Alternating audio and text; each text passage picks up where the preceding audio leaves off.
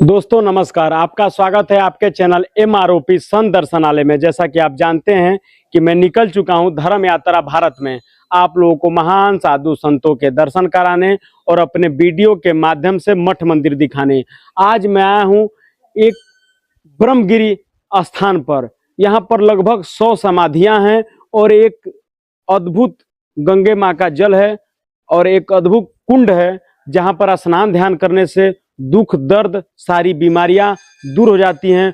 दूर दूर से लोग दिल्ली, बम्बे, गोवा, गुवाहाटी से लोग यहाँ पर आते हैं स्नान करने और इस चमत्कारी पोखरे में स्नान करने और इन समाधियों का दर्शन करने। यहाँ पर अद्भुत संत रहे हैं, यहाँ पर अद्भुत चमत्कार भी हुआ है। दोस्तों आइए एक एक समाधि का दर्शन करेंगे और यहाँ के जो महंत हैं उनसे इन समाधियों के विषय में कुछ जानकारी प्राप्त करेंगे। मैं कहूँगा कैमरामैन से कि एक एक समाधियों को अच्छे तरीके से दिखाएं।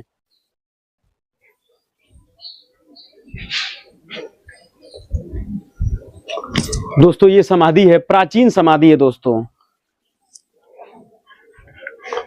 ये समाधि बहुत प्राचीन समाधि है दोस्तों, अद्भुत समाधि है, बहुत प्राचीन। इस समाधि यहाँ पर लगभग 100 समाधि है दोस्तों, लगभग 100 समाधि है दोस्तों। मैं कहूंगा कैमरामैन से कि यहाँ पर आकर दिखाएं समाधियों को।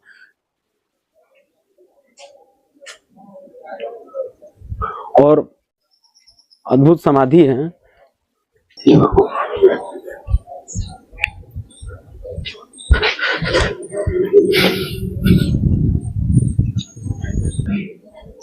गाँव का बटे गाँव का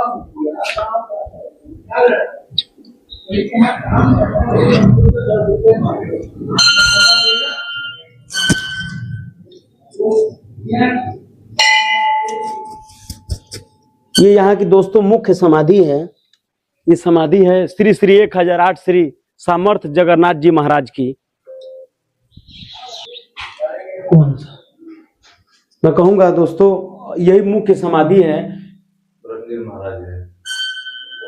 यहाँ पर पूरी वंशावली है, बहुत सारे संत रहे, अद्भुत संत रहे। 14वें संत सिंघाजी महाराज। 14वें संत सिंघाजी महाराज हैं। इनकी बहुत महानता है, इनके विषय में पूरे जी मैं कहूंगा यहाँ के सेवादार। आइए जो है इस समाधि के विषय में बताइए। ये जगन्नाथ जी महाराज है जी। ये ब्रह्मगिर महाराज के गुरुदेव है जी। ये मतलब यहाँ के मुख्य समाधि है जी। आश्रम की मुख्य समाधि। पूजन जल चढ़ाना यही होता है जी। और जयकारा गुरु महाराज ब्रह्मगिर महाराज का लगाते हैं। जी जी आइए। यहाँ के मुख्य सेवादार हैं, चूंकि इनका नाम क्या है, रामकृष्ण जी के साथ चलकर एक एक समाधियों का दर्शन करेंगे। ये ब्रह्मगिर महाराज जी, ये गुरु ब्रह्मगिर महाराज जी। ब्रह्मगिर महाराज जी, हाँ, जिनके नाम से ये स्थान है, पावन भूमि इनके नाम से ही चर्चा में। जी गुरुजी। ये पिछले 600 साल से गुरुदेव यहाँ विराजमान है।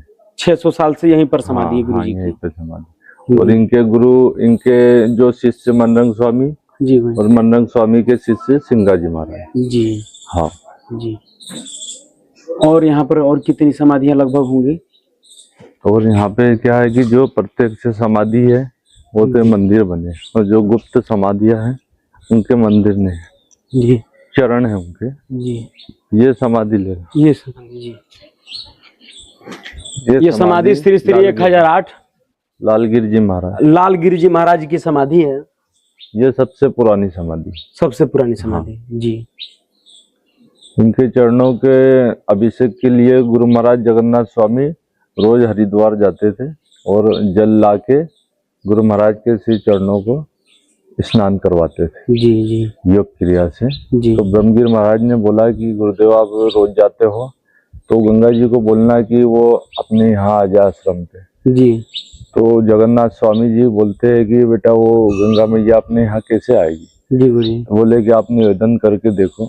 जी आएंगे, बिल्कुल आएंगे। जी गुरुजी। तो जब निवेदन किया गुरु महाराज जगन्नाथ महाराज जी ने, जी गुरुजी, तो जब गंगा जी से निकली और प्रत्यक्ष रूप से दर्शन देने के बाद में गुरुदेव को बोला कि आपका लोटा और सोटा जो हाथ में था उनके, जी गुरुजी, बोले कि आप यहाँ पे छोड़ो, यही आपका वहाँ पे प्रत्यक्ष निकलेगा। जी गुरुजी। तो उन्होंने वहां रखा और वही एक धार गंगा जी की यहाँ पे निकली हुई है, वो गंगा जीरी। जी जब से वो गंगा जीरी का नाम रखा हुआ है आज तक चल रहा है और आज तक की पीड़ाएं सब हर रही है वो गंगा मैया जी। और जयकारा ब्रह्मगिर महाराज का लगा रहे। जी आइए आपके साथ चल कर एक यहाँ के मुख्य सेवादार हैं और बहुत ही ईमानदार सेवादार हैं। ये श्री श्री 1008 श्री कृष्णानंद महाराज जी की समाधि है, इनके बारे में कुछ। ये गुरु महाराज जो अभी बैठे हैं जी ये उनके चौथे गुरु महाराज हैं। जी इनके जो गुरु जी थे हरिहरानंद महाराज जी, हरिहरानंद महाराज जी के जो गुरुदेव थे विवेकानंद महाराज जी, उनके जो गुरुदेव थे कृष्णा शिवानंद महाराज जी जो इनसे पीछे मड़ी है जी, और उनके गुरुदेव जो थे वो कृष्णानंद महाराज जी। ये 5वीं पीढ़ी के संत है जी यहाँ पे। हाँ जी और समाधियों का और इधर आ जाओ ये शिवानंद महाराज जी भमगढ़ वाले। जी गुरुजी। ये श्री श्री 8 स्वामी शिवानंद महाराज जी की समाधि है। हाँ जी ये करीबन आज से करीबन 80-90 साल पहले ये गुरुदेव यहाँ पे सेवा देते। जी हाँ इन्होंने ये बामनबाड़ी भामगढ़ के रहने वाले थे। जी हाँ जो शुद्ध बामन थे और वो यहाँ पे आए गुरुदेव का आशीष लिया श्री कृष्णानंद महाराज जी का और यहाँ पे उन्होंने सेवा दी। जी ये जो गुरुदेव को बिठा के गए थे उनका नाम विवेकानंद महाराज जी जी जो बड़गांव वाले थे। जी हाँ और समाधि इनके शिष्य महाराष्ट्र तक है, नंदुरबार धुलिया तक। जी जो गुरु पूर्णिमा पे करीबन 50-60 गाड़ियां 4 व्हीलर से यहाँ आते हैं। अच्छा इनके शिष्य है वो। इनके शिष्य हैं। हाँ शिवम इनके शिवानंद जी महाराज जी के हाँ शिष्य हैं। जी शिष्य। जी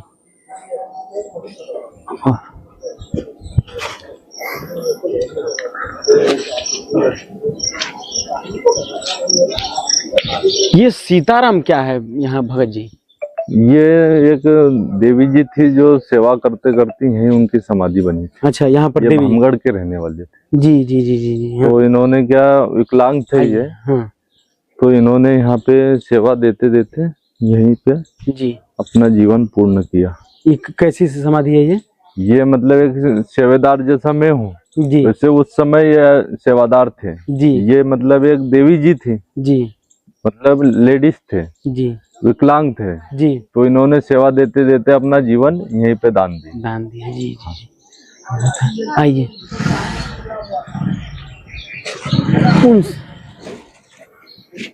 ये भी सब समाधि है। हाँ ये दोस्तों यहाँ पर ये समाधि है इस तरीके से। यहाँ पर कई संतों का शरीर पूरा हो गया है। ये भी देखिए दोस्तों ये एक समाधि है और इन समाधियों के विषय में कुछ बता दीजिए। आइए आ जाओ अंदर आ जाओ जी अंदर। जी ये गुरु महाराज जो अभी बैठे हुए उनके गुरुदेव है। जी क्या नाम है गुरु जी? इनका श्री हरिहरानंद महाराज। हरिहरानंद। हाँ ये उनके फोटो है।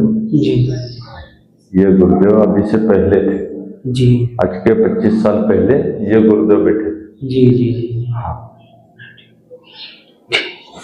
और भी समाधियों यहाँ के जो सेवादार हैं उनके साथ चल चल कर एक एक समाधियों का दर्शन करेंगे।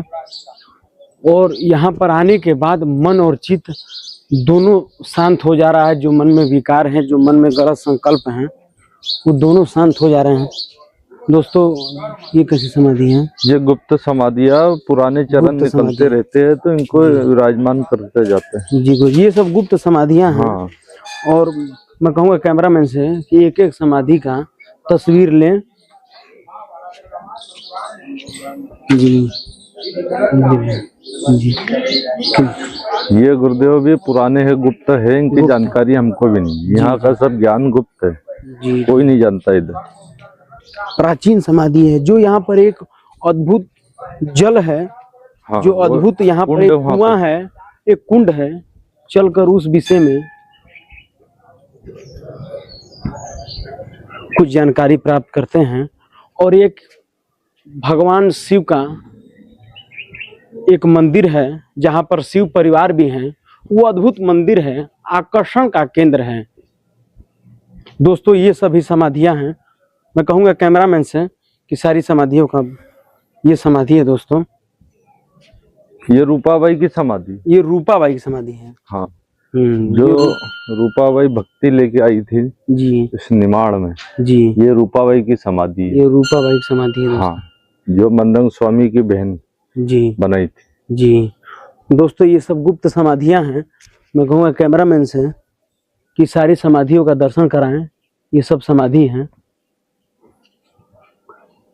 ये सब भी समाधियां हैं पीछे। मैं कहूँगा कैमरामैन से कि एक एक समाधियों का दर्शन कराएं। और दिव्य समाधि है, अद्भुत समाधि है, चमत्कारी समाधि है दोस्तों। यही वो जल है, क्लियर आएगा। हाँ, बाल गंगा के नाम से प्रसिद्ध है। यही वो दिव्य कुआं है, चूंकि अद्भुत कुआं है। लोग बाहर बाहर दिल्ली बम्बे से लोग आते हैं यहाँ स्नान ध्यान करने के लिए, और इस जल से स्नान करने के बाद सब दुख दर्द पीड़ा सब दूर हो जाता है। और यहाँ इस जल का बहुत मान्यता है। हर बीमारी को ये काटने में सक्षम है। ये बाल गंगा गुरु महाराज का ऐसा आशीर्वाद है, ब्रह्मगिर महाराज का इस जल को, कि कैसी भी बीमारी दुनिया की उसको काटने में समर्थ है। हमने उसको देखा है जी, हम उस चीज के प्रत्यक्ष जी।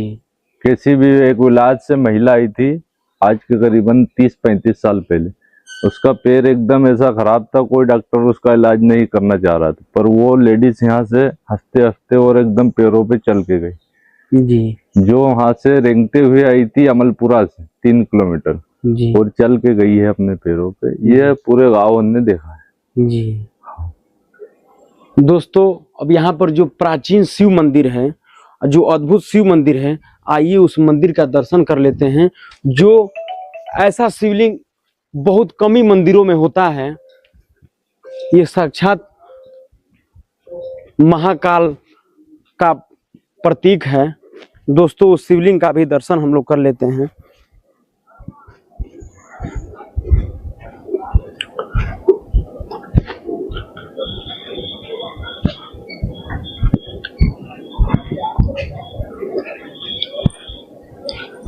जीव के मालिक शिव हैं, इसलिए भजन करना चाहिए सिया राम, जय जय राम।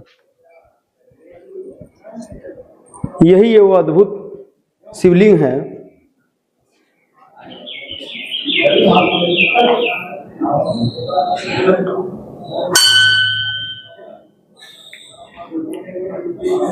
दोस्तों, अद्भुत शिवलिंग है, दिव्य शिवलिंग है। ऐसा शिवलिंग देखने को बहुत कम ही मिलता है दोस्तों। अद्भुत शिवलिंग है दोस्तों। और ऐसा शिवलिंग आपने कहीं देखा नहीं होगा, कहीं देखा होगा कि पट में ही देखा होगा, लेकिन साक्षात भगवान शिव की प्रतिमा है और अद्भुत प्रतिमा है। शिव परिवार भी है। यहाँ पर लाखों के भगत आते हैं, पूजा पाठ करते हैं और बहुत मान्यता है इस शिवलिंग की। और अब चलकर दोस्तों इस विषय में कुछ जानकारी प्राप्त करते हैं इस यहाँ के जो महंत हैं उनसे। दोस्तों, अब इस जो मठिया का महंत हैं उनसे चलकर इस मठिया के विषय में कुछ जानकारी प्राप्त करते हैं, और जो यहाँ का दिव्य जो कुआं है उसके विषय में चलकर जानकारी प्राप्त करते हैं। दोस्तों आइए। गुरु जी दंडवत प्रणाम। गुरु जी कल्याण मस्त। हरि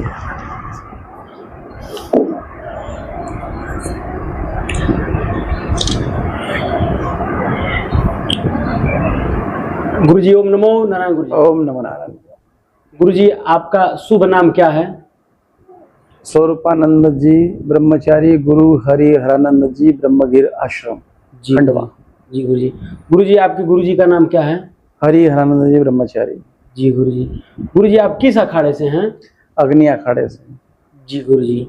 गुरु जी, इस मंदिर के प्राचीनता के विषय में गुरु जी कुछ बताइए। गुरु जी, प्राचीनतम तो बहुत दिव्य और बहुत पुरातन स्थान है। ये स्थान लगभग हमारे पूज्यपाद गुरुदेव से हमने जो सुना है वो हम बता रहे हैं, और उसके कुछ प्रमाण भी ऐसे मिलते हैं कि यह लगभग 1000 वर्ष पुरानी गुरु गादी चली आ रही है। जी गुरु जी। यह गादी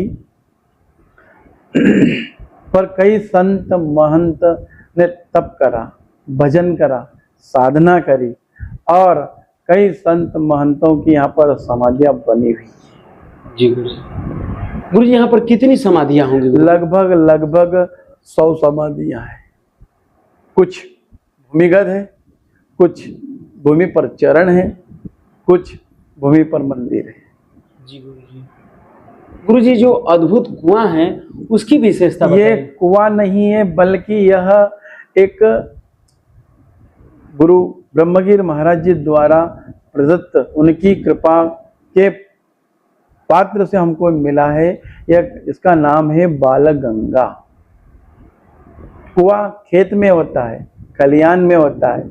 आश्रम पर एक दिव्य और आश्रम पर पानी नहीं होता, आश्रम पर जल होता है। जी गुरु जी। और ये जीरा अर्थात बालगंगा ये गुरु ब्रह्मगिर महाराज की कृपा से मिला है, गुरु ब्रह्मगिर महाराज के हट से मिला है, हम तो ये कहेंगे। जी गुरु जी।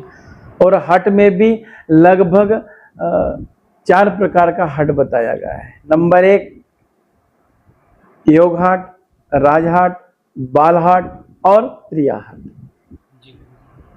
जिसमें से ये बालहाट का प्रभाव है। अपने गुरुवर स्वामी जगन्नाथ स्वामी से गुरु ब्रह्मगिर महाराज ने हट किया था, जिसके कारण माँ गंगा जी यहाँ पर प्रकट हुई और गुरु द्वारा यह आशीर्वाद प्राप्त है कि इस जल से जो भी स्नान करेगा, इस जल में या जो भी आचमन करेगा उसके कई प्रकार के रोग दूर होंगे, रोग शोक संताप दूर होंगे। जी गुरु जी। गुरु जी जैसे मानिए कि ये कितना प्राचीन मंदिर है गुरु जी?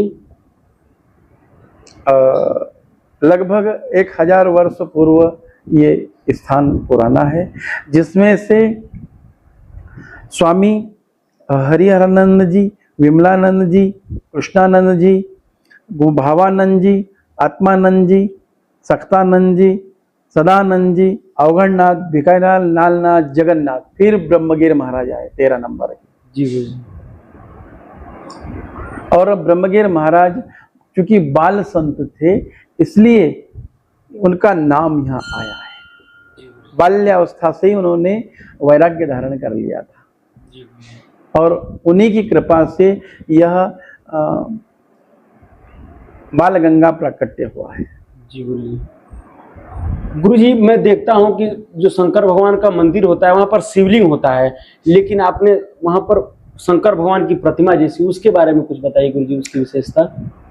ये चूंकि छोटी मूर्ति थी, जी गुरु जी, हमने मंदिर का जीर्णोद्धार कराया तो मंदिर बड़ा हो गया और मूर्ति छोटी हो गई। जी गुरु। इस कारण कई भक्तों ने कहा महाराज जी बड़ी मूर्ति आप रखिए।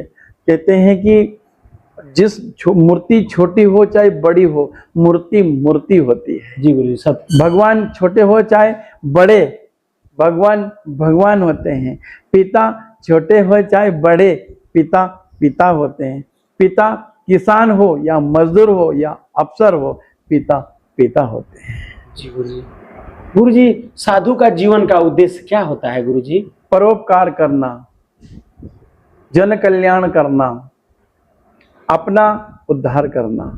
जी गुरु जी। ये संत का, साधु का विशेष महत्व होता है। जी गुरु जी। साधु होता ही है जन कल्याण के लिए। जी गुरु जी। अपनी साधना, अपना भजन, अपनी तपस्या को करते हुए जन कल्याण करना ही साधुता होती है। जी गुरु जी। गुरु जी 4 धाम की यात्रा से हमको क्या मिलता है गुरु जी? भगवान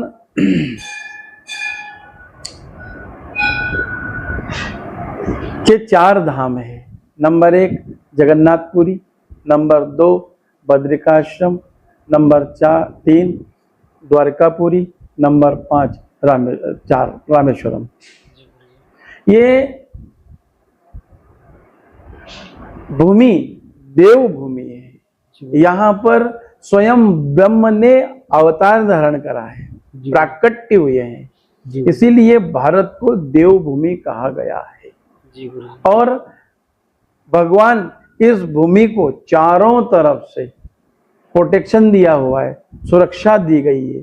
इसमें जो भी मनुष्य या प्राणी मात्र यहाँ पर जन्म लेते हैं जी। वह सब भगवान के ही हैं। जैसे आत्मा सो परमात्मा। जी गुरु जी।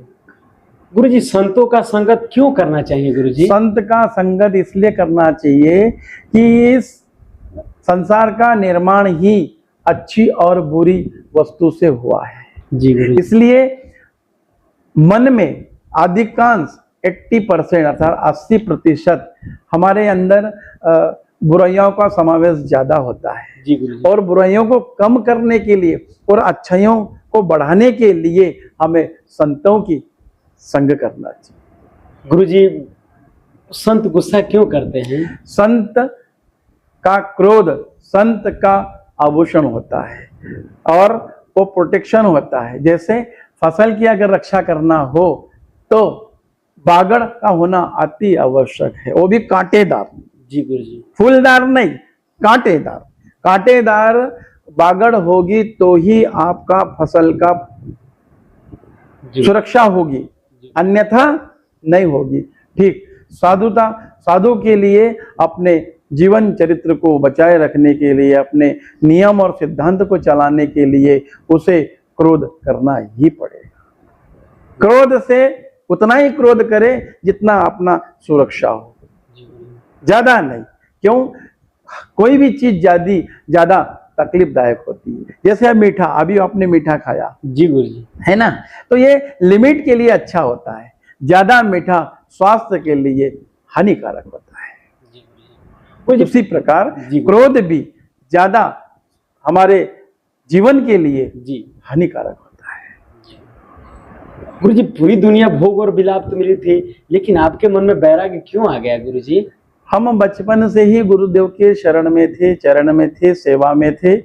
इसलिए यहाँ कई लोगों को देखते थे कि लोग, दुनिया बहुत दुखी है। इस दुनिया का एक नाम और है जिसका नाम है दुखालय। यहाँ दुख रहता है, सुख नहीं रहता। सुख का सिर्फ आभास होता है। दुनिया के बड़े से बड़े गरीब, बड़े से बड़े धनवान व्यक्ति से जाकर पूछो आप सुखी हैं, तो वो बोलेगा आपको हाँ जरूर बोलेगा, लेकिन वास्तव में अंदर से वो दुखी होता है।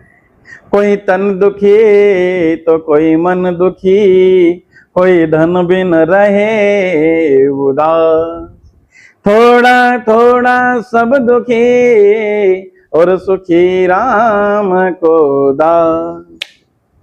जो परमात्मा की शरण में रहेगा, जो परमात्मा को अपना मानेगा, उनका भजन पूजन नित्य पठन पाठन करेगा, वही वास्तव में सुखी रहेगा।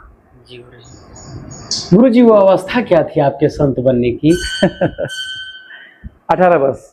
जी गुरु जी। 18 वर्ष की उम्र में ही हम गुरु चरण में आ गए थे गुरु और सेवा में लग गए थे। जी गुरु जी, घर वालों की याद नहीं आती गुरु जी?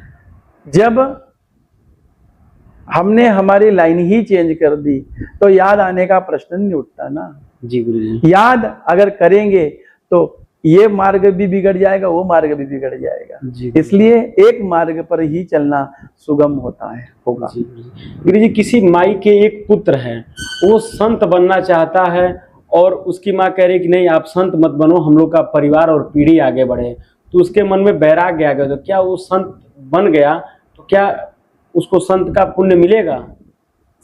देखिए, सर्वप्रथम उसने अपनी माँ की सेवा करनी चाहिए। जी गुरु। और रहा सवाल वंश आगे बढ़ाने का, तो वो स्वयं पर डिपेंड होता है कि मुझे क्या करना चाहिए। वंश को आगे बढ़ाना है तो वह विवाह करे, अगर भाव भक्ति और भगवान की शरण पकड़नी है तो वह माँ की सेवा करते करते ही यह मार्ग में आ सकता है। गुरु जी, अहंकार को कैसे त्याग कर सकते हैं? अहंकार कोई भी वस्तु का तन का, मन का, धन का हो सकता है, पर अगर इनमें अगर किसी भी आसक्ति न हो तो अहंकार से हम दूरी बढ़ा सकते हैं, अहंकार से दूर रह सकते हैं।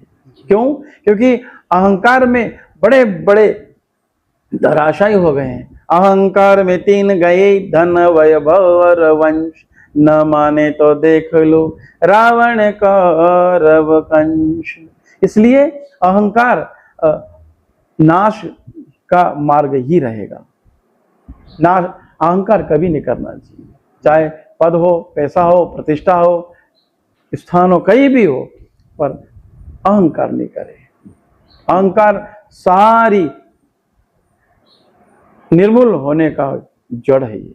जी गुरु जी, मनुष्य को कौन सा ऐसा कर्म करना चाहिए जिसके उसके जीवन में कभी दुख ना आए गुरु जी? नहीं, दुख तो आएगा जाएगा जी गुरु। क्योंकि दुख और सुख एक दिन और रात की तरह होता है।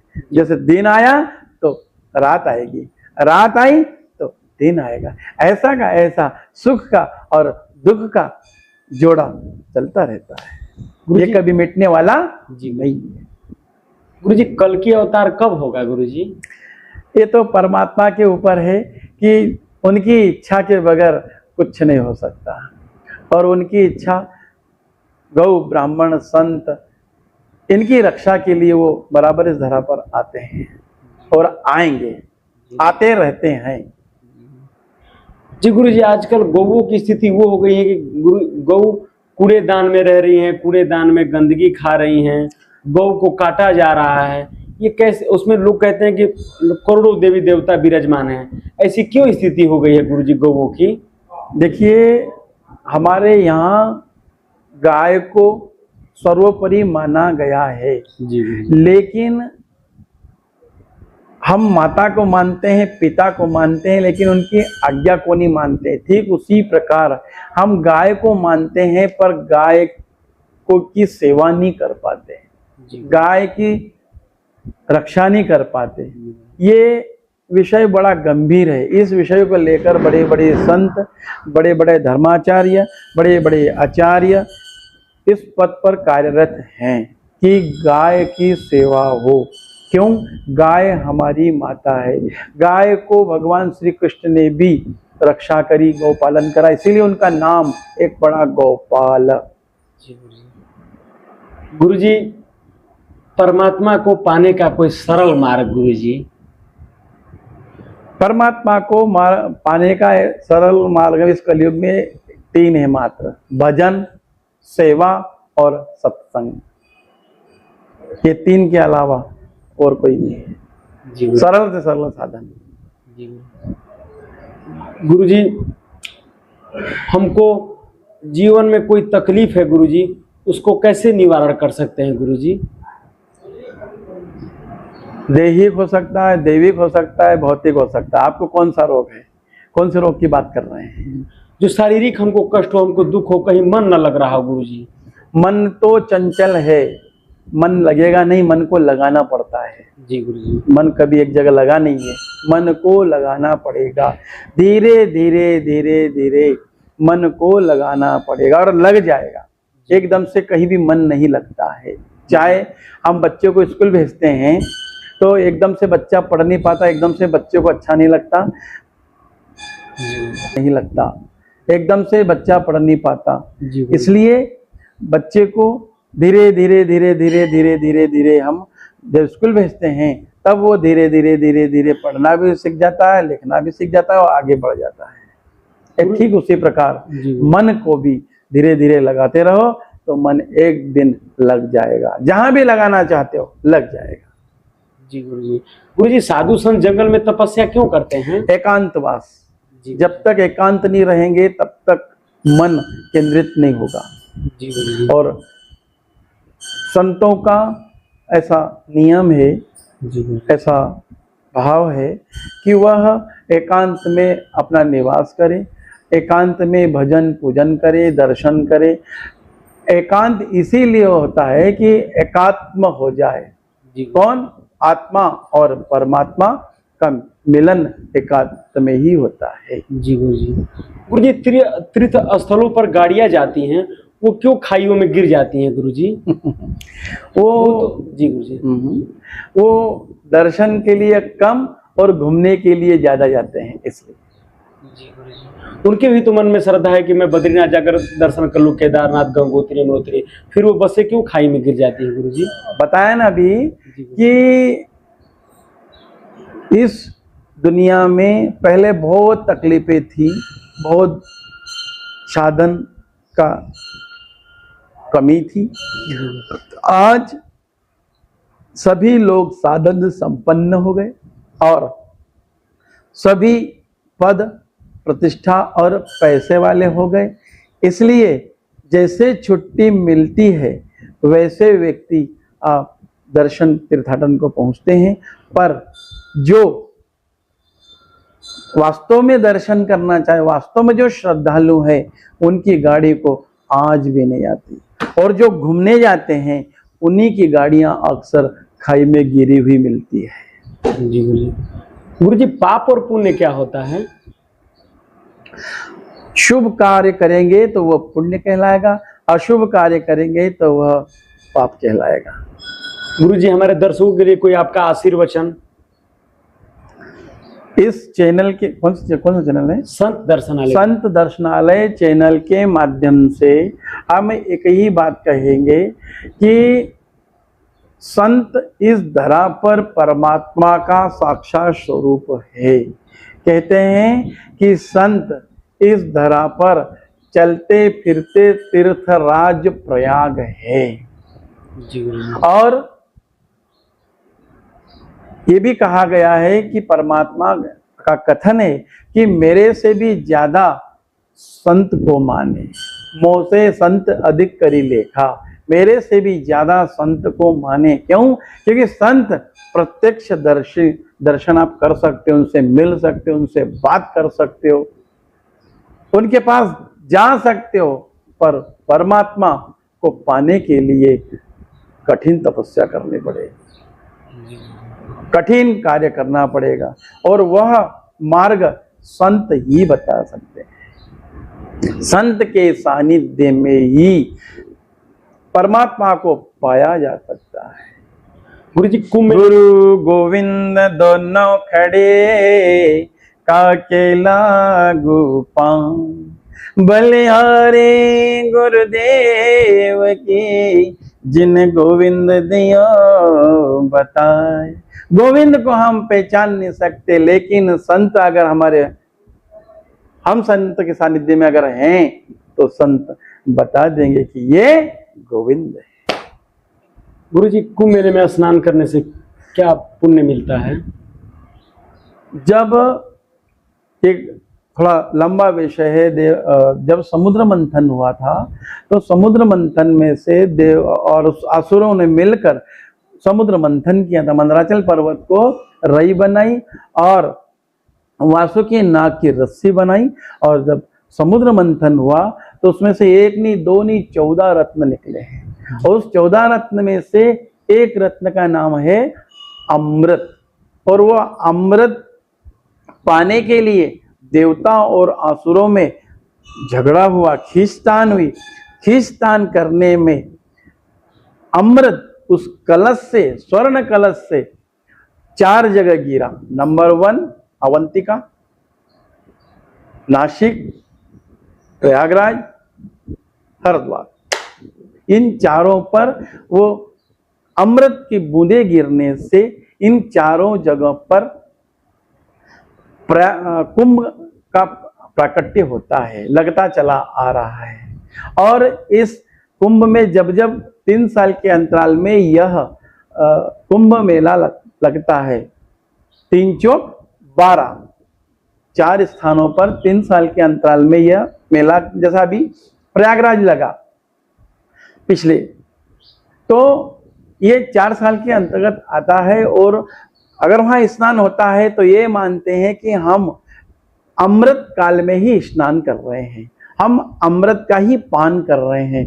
इसीलिए बड़े बड़े साधु संत, बड़े बड़े अखाड़े, 13 अखाड़े वहां पहुंचते हैं और कई जनमानस वहां पहुंचता है। अभी पिछली बार देखने को प्रयागराज में ये दृश्य मिला।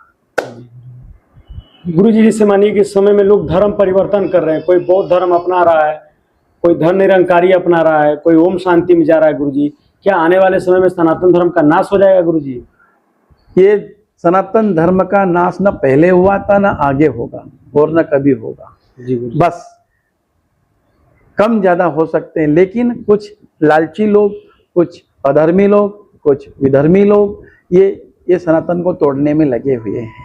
जी गुरु जी। गुरु जी, अगर कोई यहाँ आना चाहे, गुरु जी अगर कोई यहाँ आना चाहे, कोई आपसे मिलना चाहे तो कैसे मिल सकता है? गुरु जी, कैसे आ सकता है? गुरु जी, कभी भी आ सकते हैं, कभी भी मिल सकते हैं। गुरु जी, कोई दिल्ली, बम्बई, गोवा, गुवाहाटी से यहाँ आए तो कैसे आ सकता है? गुरु जी, खंडवा रेलवे स्टेशन से। हम तो जंगल में रहते हैं, कभी भी कोई आकर मिल सकता है। यहाँ आना चाहे तो कैसे आ सकता है? गुरु जी? बिल्कुल आ सकता है, सरल और सबसे सहज मार्ग है। जी गुरु जी। जैसे खंडवा रेलवे स्टेशन से सीधे बस स्टैंड आए, बस स्टैंड से हरदा होशंगाबाद रोड पकड़े और अमलपुरा मार्ग, वहां खंडवा से 17 किलोमीटर दूर अमलपुरा है। अमलपुरा से 3 किलोमीटर दूर ब्रह्मगिर महाराज का तपस्थली भूमि है, वो कभी भी आ सकते हैं। गुरु जी, ये जो मंदिर का प्रांगण है, ये जो ब्रह्मगिरी महाराज है, उनके बारे में कुछ और आप बताना चाहेंगे? गुरु जी? ब्रह्मगिर महाराज एक बड़े तपस्वी संत रहे हैं। जी गुरु जी। ब्रह्मगिर महाराज जन कल्याणक रहे हैं। ब्रह्मगिर महाराज कई दीन दुखियों का दुख दूर करने वाले रहे हैं। ब्रह्मगिर महाराज कई साधु संतों के अग्रगण्य रहे हैं, इसीलिए उन्हें समर्थ कहा जाता है। समर्थ सब संतों के सामने नहीं लगता। समर्थ जो समर्थवान होते हैं, जिन्होंने त्याग, तपस्या, भजन, पूजन, आराधना, साधना और मैं अपना पूरा जीवन लगा दिया, ऐसे संतों के नाम के आगे सामर्थ शब्द लगता है। सदगुरु ब्रह्मगिर महाराज की जय। गुरु जी, अपना कीमती समय देने के लिए बहुत बहुत धन्यवाद। दंडवत प्रणाम। धन्यवाद।